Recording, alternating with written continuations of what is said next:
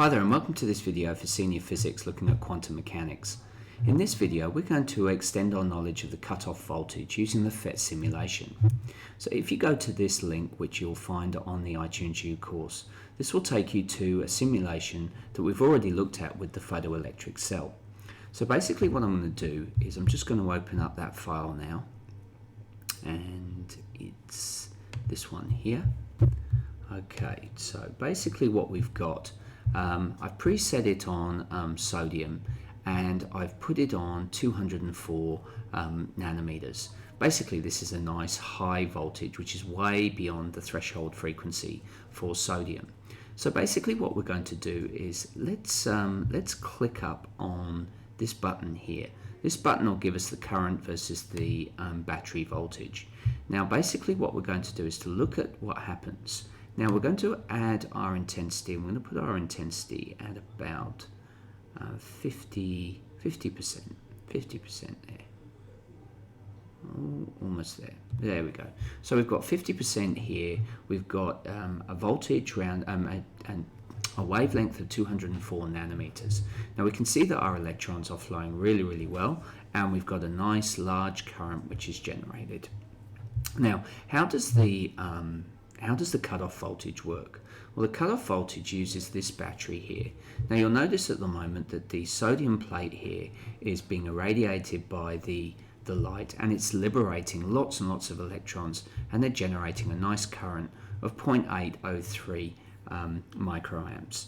So what happens is, with a cutoff voltage, I can work out the kinetic energy. Now remember, there's a certain amount of energy which is going to allow these electrons to be emitted. That's called the work function, and then what's left over is going to be calculated in the form of kinetic energy.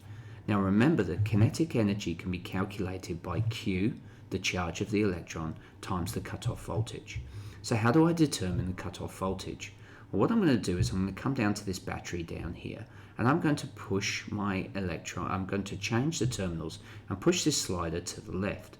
And what you'll notice, as soon as I push this slider to the left, this then becomes negatively charged. Now you'll notice that negative charge starts to repel some of the very slow moving electrons. Now as I move the slider to the left, watch the current down the side here, and also watch what happens here. So basically what we get is, as I slowly move this slider, we begin to push away, and you can see the build-up of the negative charge here. And look what's happening. We've now got repulsion happening from this plate, and the electrons don't have enough kinetic energy. High energy electrons don't have enough kinetic energy to hit this plate. As a result, we've got a zero current. We're noticing here that we're getting 4 volts, and that's our cutoff voltage.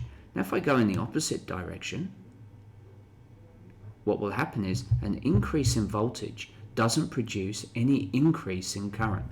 They're still all moving because the light intensity and the wavelength is such that only a certain number of electrons are going to be emitted. So I'm still getting a current of 0.803 microamps.